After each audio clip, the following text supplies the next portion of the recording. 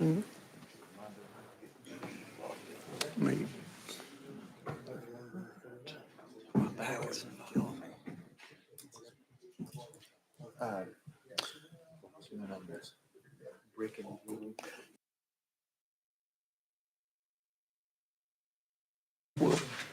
Yeah, He ain't gonna let it go. I know. I've got all my people against it. I know. Nobody left my way likes it either, so. What are they gonna put in? I think that, well, if he brings it up in 2 weeks, we will. Okay. Yeah, we'll do that. Okay, we'll go ahead and get to Don't forget to log in. Okay, yeah, I started and didn't finish it. Thank you. If everyone would, please make sure you're logged in up here. And we'll call this meeting of the Department and Agency Subcommittee to order. Today is February the 25th, 2025. And if the clerk would, please open the roll.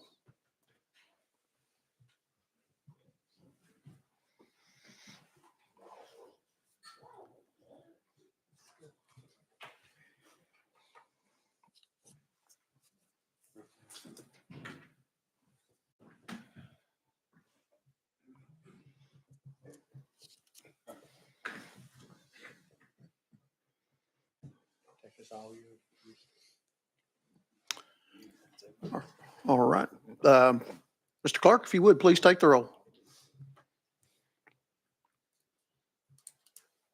Mr. Chairman, you have 6 members present. You have a quorum. Thank you. Before we get started into the calendar, does anyone have any personal orders this morning? Seeing none, we will go ahead and get started in with item number 1, House Bill 1341 by Chairman Farmer. We have a motion and we have a second. See, there's no amendments. Is that correct? No amendments, Mr. Chair, members. All right. Okay, Chairman, you're recognized on your bill. Well, members, it's a pleasure being here today. I'm carrying this bill for the Secretary of State's office, and what it does, it addresses the issue of unauthorized business filings. And what that is people will go in and create a corporation, an LLC, under your name with your information. When that's done, that starts a process that's not easy to end once you figure out that it's been done. You have to go through the legal process. You have to hire a lawyer. You have to ask the judge to intervene, to order the Secretary of State's office to dissolve that corporation. What this does, streamlines that. It's going to save the taxpayer, the consumer, money to where they can file a petition with the Secretary of State's office. Secretary of State will then send that notice out to this entity's address, registered agent, you name it. If they don't respond within 21 days, the Secretary of State's office will make a determination under a clear and convincing standard, which is a very high standard, that this is a fraudulent filing, and then we'll go ahead and dissolve that corporation for that consumer. So it's a great bill. I think it's really going to help taxpayers, help folks out there that just been taken advantage of. So I just ask for approval. Thank you. Members, is there any questions? Question on the bill. Questions been called on the bill. If clerk, if you would, open the voting board.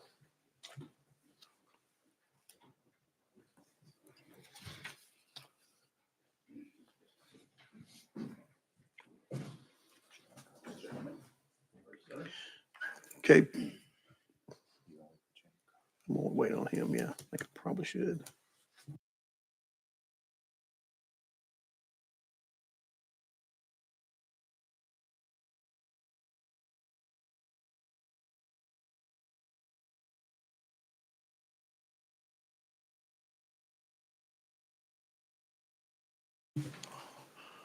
All right.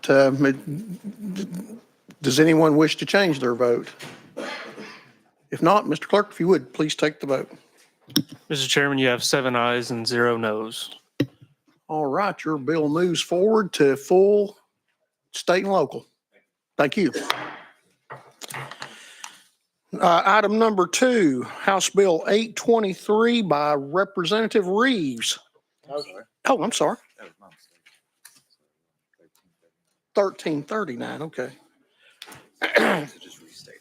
All right, sorry. This is House Bill 1339 by Representative Reeves. Motion. We have a motion and we have a second. And if you, Representative, you're recognized to explain your bill. Thank you, Mr. Chair. This legislation is a cleanup bill from the Secretary of State's office. Tennessee law allows both business entities and individuals to operate as litigation financiers, and all litigation financiers has to register with the Secretary of State's office and post a bond. And currently, Tennessee law allows a business entity to withdraw its registration as a litigation financier and release its bond, but it is silent on that process for individuals, and this simply extends to individuals a process to withdraw registration. All right. That it? Okay. Okay. Is there any questions on the bill? Is this your first bill? Yeah, is this your first bill? It is. Well, I think Chairman Crawford did such a fantastic job last time in full committee. I'd hate to take it away from him. Okay. So just be prepared. I'm All right. stealing myself now. All right. Is there any questions for the representative? Seeing none, Question on the bill. we're ready to vote. Mr. Clerk, open the vote. Oh, yeah, we're ready to vote. Just.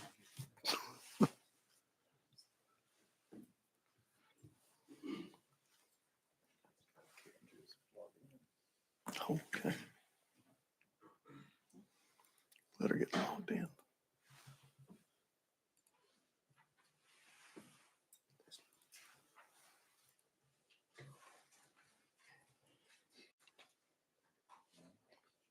Trying to find the red button. Okay. There's green and blue. The red is the other. It's taken the numbers, but it's not taking all of them.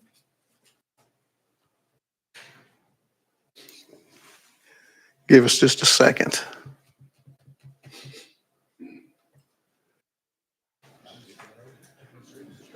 Yeah, it's a special, it's like you, there's two parts of all of that. Oh, let's see, You have three choices. there's a P and B there. All right. All right, Mr. Clerk, if you would, please take the vote. Mr. Chairman, you have 8 ayes and 0 noes. All right, your bill will move out. We're going to full committee. And Chairman Crawford will be ready for you. All right. Next up is item number 3, House Bill 1237 by Deputy Speaker Zachary. Motion. Second. We have a motion and a second. Chairman, or Speaker, you're recognized, okay? Thank you. We'll get the Thank you. title right here in a Yes, sir. minute. Yeah. Thank you, Mr. Chairman. Members, this legislation brings us in line with the 2023 Supreme Court case Students for Fair Admissions, Inc. versus President and Fellows of Harvard College. Currently, our state is being sued because numerous boards that we have in our state are not in line with that Supreme Court case. So this brings us in line with the Supreme Court case. The bill prohibits the exclusion of persons from membership on state regulatory and health boards on the basis of race, color, ethnicity, and national origin. It prohibits the board from establishing or operating under a race-based policy pertaining to their composition. And then finally, members, it creates a private cause of action against the board, its officers, employees, and agents for such practices. So with that, I'll be glad to answer any questions. All right, heard the explanation. Is there any questions for Speaker? All right. Representative Miller. Thank you, Mr. Chairman. Chairman Zachary, is this in relationship to DEI at all? Speaker.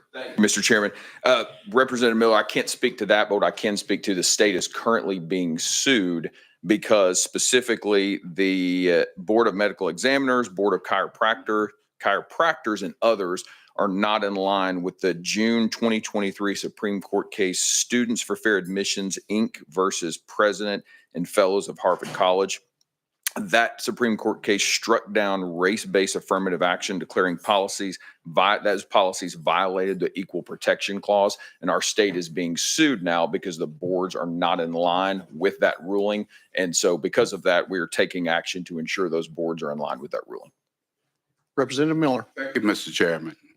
Maybe the courts are not familiar or support the idea of diversity. Diversity allows for more understanding of a different population, needs, cultural perspectives, communication styles, leading to more effective messaging, improved engagement, and ultimately better health outcomes for diverse communities. For certain boards, having representation can help craft policies and messaging aimed at a certain demographic group. Ask your question, how many regulatory boards do we actually have and health-related boards?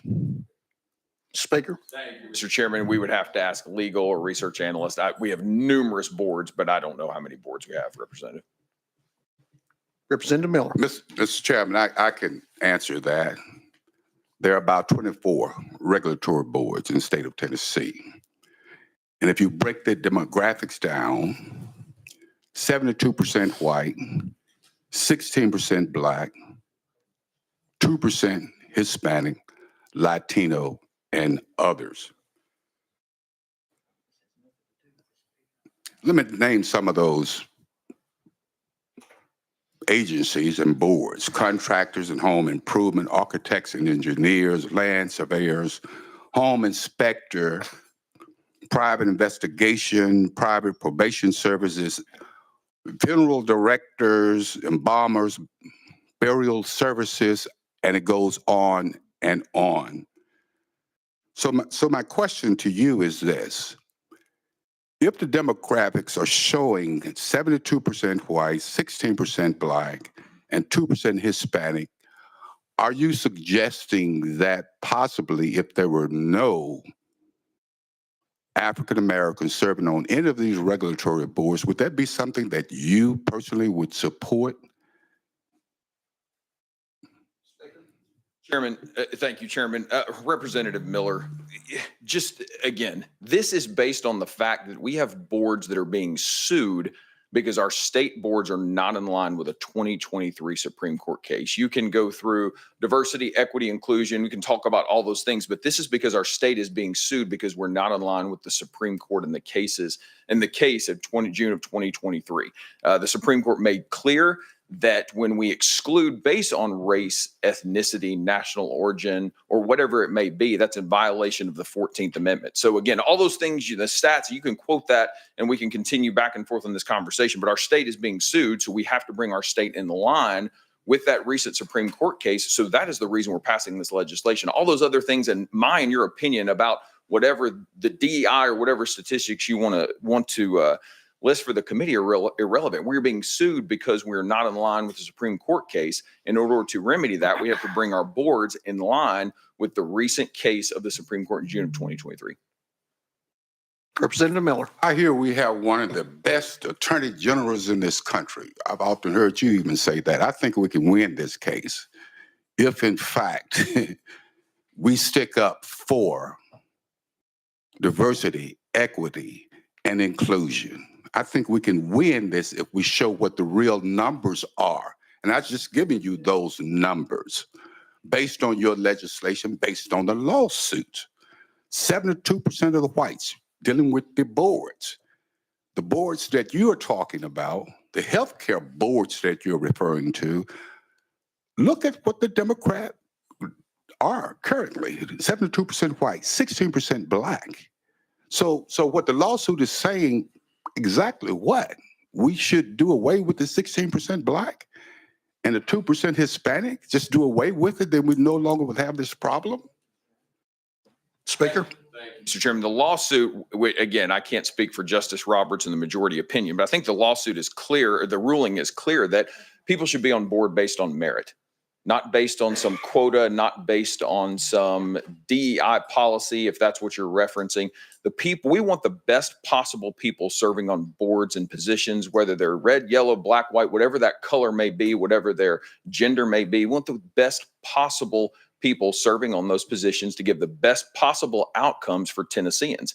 And so our boards are not in line with the 14th Amendment as determined by the Supreme Court in the case of June of 2023, Students for Fair Admission, Inc. v. President and Fellows of Harvard College. So again, in order to bring us in line with that, we take this particular step, but also to ensure we have the best possible people on these boards. We're going to base our appointments on merit, not on some race, origin, sex, or some other arbitrary DEI policy that may exist. We are going to put the best possible people on those boards. And actually, the numbers that you provided actually would line up with the demographics of Tennessee as they are today.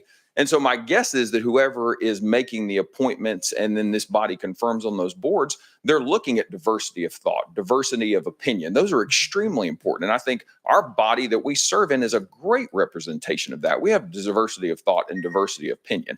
But based on someone's color or based on someone's sex, that doesn't qualify them to necessarily serve on a medical board or serve in any position. We need the best possible people that we can get to provide the best outcomes for Tennesseans.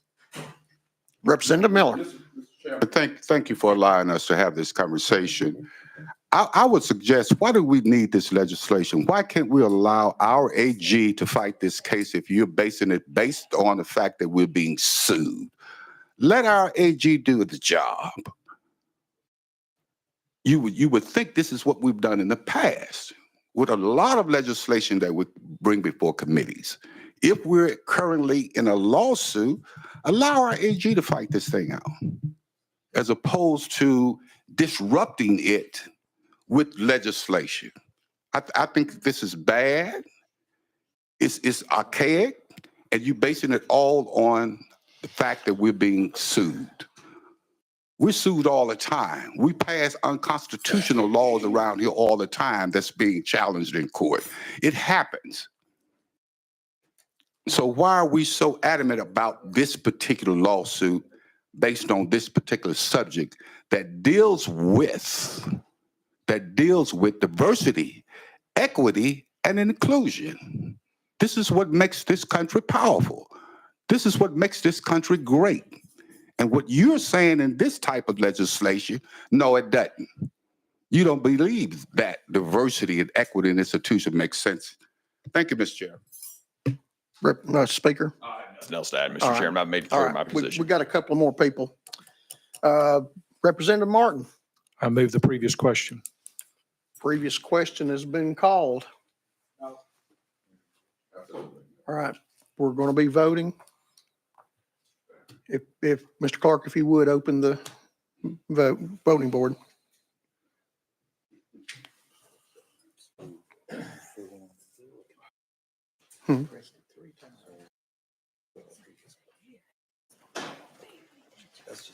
Yeah. All right, Mr. Clark, if you would, please take the vote. Mr. Chairman, you have 6 ayes and 2 noes. Your bill moves out to full committee. Thank you, Mr. Chairman. Thank you, Speaker. See you there. Look forward to it. All right, item number 4, House Bill 135 by Representative Bricken has been rolled for 2 weeks. And next up is item number 5, House Bill 379 by Representative Stinnett, who I believe he has a motion and a second, and I do believe this is his first bill as well. So, Representative, we're going to recognize you on your bill. Thank you, Chairman. This is a cleanup bill from the Secretary of State. It's dealing with professional solicitation of charitable Solicitation Act. And what it does is classify, clears up who is responsible for signing up with the Secretary of State. And there's 3 things that the Secretary of State says that you have to do if you do have to sign up with him. if you solicit, if you raise funds, or if you hold the funds, then you have to register with him to be legal in the state of Tennessee. What this cleanup does is exempt lawyers and accountants. If they do not do one of those three items, all they do is supply the agent with information and direction, then they're not required to register with the Secretary of State. So with that being said, I'm here for questions. All right. Members, you've heard the explanation. Is there questions for the presenter? Chairman Powers. Thank you, Mr. Chairman, and to the sponsor. Would you please define what a cleanup is? What is a cleanup bill? Representative Stennett. Well, actually, in this case, y'all tried to clean it up a couple of years ago, and you missed a sentence and a comma. So we're going to take that out and make sure that lawyers and accountants don't have to deal with the Secretary of State and being registered.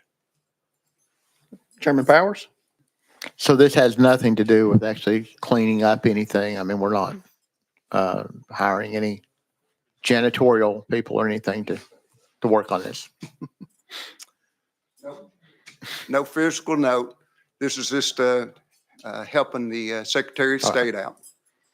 Thank you. Good luck on your first bill. Glad- Just a quick comment. Almost sounds like we messed it up somewhere along the way, you know, and he's having to fix it for us.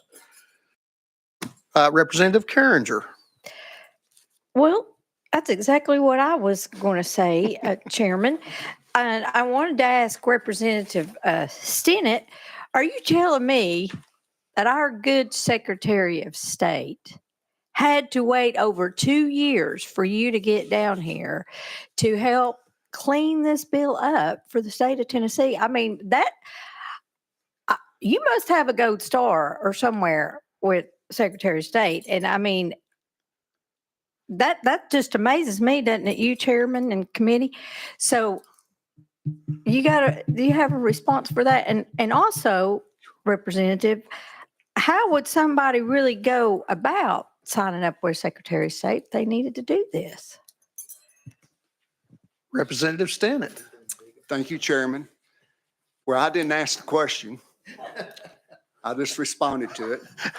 But if you want me to read all this, I can, but I'm a slow reader. You may not want me to. If you want it to pass, you won't read all of it. Okay. So I tried put to it get that out way. with 3 sentences. All right. Next on my list, I have Chairman Crawford. Thank you, Mr. Chairman. Representative Stennett, can you tell me how this bill is going to affect my local volunteer fire departments that run bingos and those type things? Will they have to sign up as a solicitor now with the state of Tennessee? Representative Stennett. Thank you, Chairman. If they solicit, if they collect money, and if they hold it, if I'm not mistaken, they have to sign up with the Secretary of State. And if you don't do those 3 things, you don't have to. So it depends on who's doing what. Do you want me to ask Mr. McDonald to make sure I'm correct on this? Chairman Crawford. No, not really. So you're excluding lawyers and accountants. Why not exclude the fire chiefs as well? Representative Stennett. Sorry. That's all right. I'm not going to be Because that they mean. don't follow in the guidelines what the Secretary of State has written. Chairman Crawford. Mr. Chairman, the only thing I see in here is to do this, to be a professional solicitor, you just have to tell the Secretary of State your name, your address, and those type things. I don't see where the qualifications for a charitable solicitor, I don't see that it distinguishes those between the lawyers, accountants, and the fire chiefs. Representative Stinnett. There's actually 2 pages of guidelines to get registered.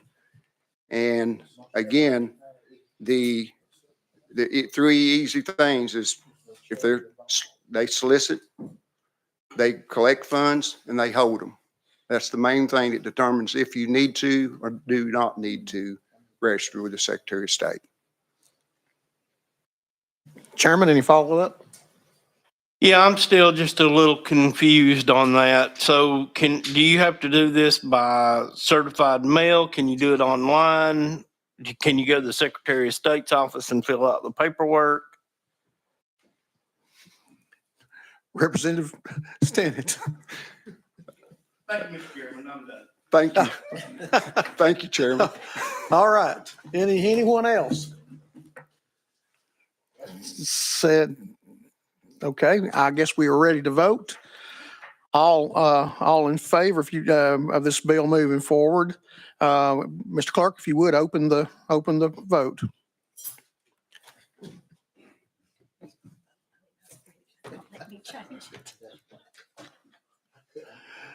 Is there anyone wish to change their vote? All right. Mr. Clerk, if you would, please take the vote. Mr. Chairman, you have 8 ayes. All right, Representative Stinnett, you are moving out to full committee. And ladies and gentlemen, members, this completes our calendar for today, and I'll entertain a motion to adjourn. Motion to adjourn. All right, we are adjourned.